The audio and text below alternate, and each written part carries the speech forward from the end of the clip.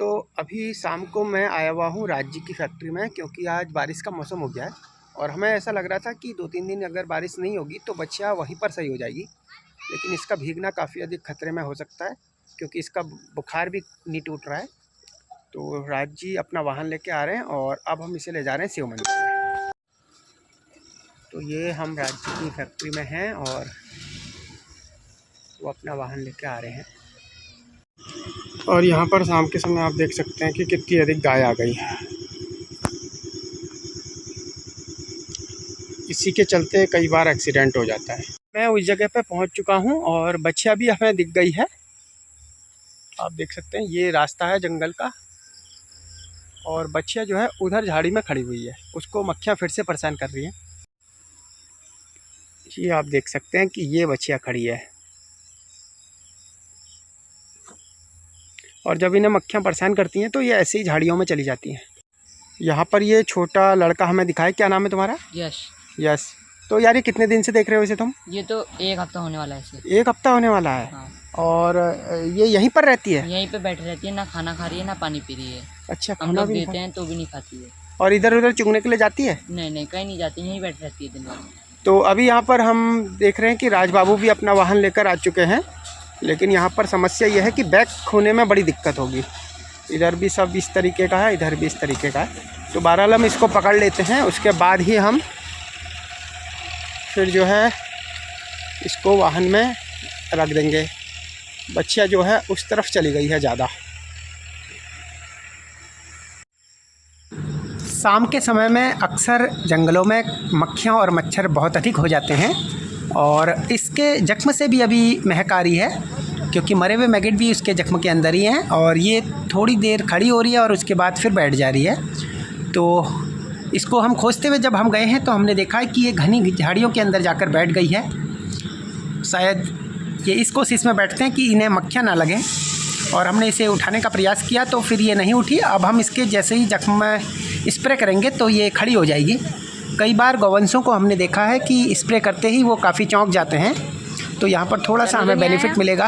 हम इसके जख्मों में स्प्रे करेंगे और उससे ये खड़ी हो जाएगी, फिर हम इसे वाहन तक ले आएंगे। और जैसा कि हमारा अनुमान था, स्प्रे करते ही ये खड़ी हो गई है और अब हम इसको वाहन तक ले आते हैं।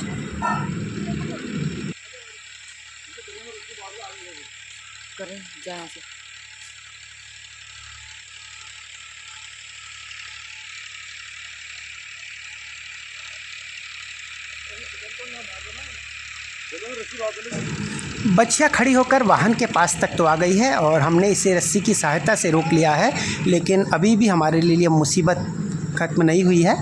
एक मुसीबत और है जो कि हमारे पास आज साथी नहीं है, और आसपास 1-2 लोग जो गुज़र रहे थे उन्होंने भी सहयोग हमें नहीं किया, तो फिर हम ने खुद ही से इसे चढ़ाने की ठानी। हालांकि कई लोगों की आवश्यकता होती है। इस बच्चिया की सूचना भी हमें काफ़ी देर से आई है, काफ़ी अधिक इसके नुकसान हो चुका है और हम फिर से इसे प्रयास कर रहे हैं चढ़ाने का। हमने एक बार फिर से प्रयास किया और इस बार हमें प्रयास में सफलता मिली और इसे हमने थोड़ा सा मुश्किल के साथ वाहन में चढ़ा दिया है। आसपास छोटे बच्चे थे जो काफ़ी देर से हमें देख रहे थे और हमें उनका सहयोग मिला, जो कि अपने घरों से हमारे लिए पानी ला गए हैं।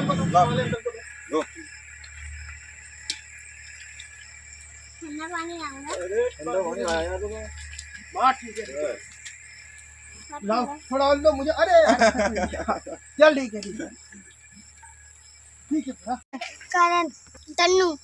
तन्नू है, एक तन्नू और आया था।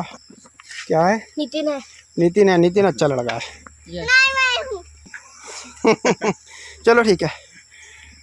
गाय को हमने वाहन में रख लिया है और अब इसे ले जा रहे हैं हम शिव मंदिर में। तो सही करेंगे, यहीं छोड़ जाएंगे, कैसा?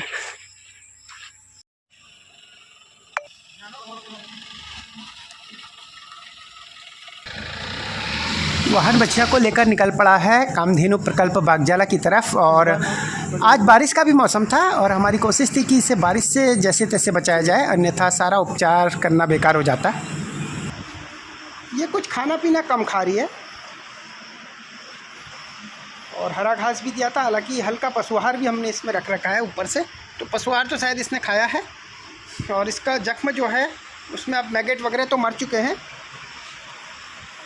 और अन्य गौवंश भी ये हैं। एक छोटी बच्चिया जिसको रतनपुर क्षेत्र से लाए थे, ये देखिए इसने अपना प्लास्टर तोड़ दिया था, लेकिन अब लगभग ये सही है, काफ़ी छोटी है। इसकी माँ शायद वहीं घूम रही है सड़क में। तो ये काफ़ी धीमे खा रही है और हमने जो हमारी कोशिश थी वो अब पूरी कर दी है।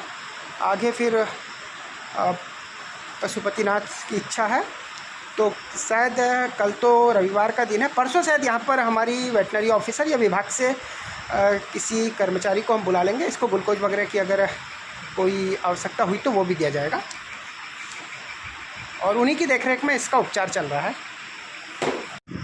और जब तक ये स्वस्थ नहीं होगी, कामधेनु प्रकल्प के तरफ से इसका यहीं पर सेवा होगी, और जब ये स्वस्थ हो जाएगी तो इसे उसी जगह, उसी गांव में छोड़ के आया जाएगा। आप सबसे भी निवेदन है कि घायल गौवंशों को या अन्य बेजुबानों को देखकर उनकी मदद के लिए आगे अवश्य आएँ। धन्यवाद।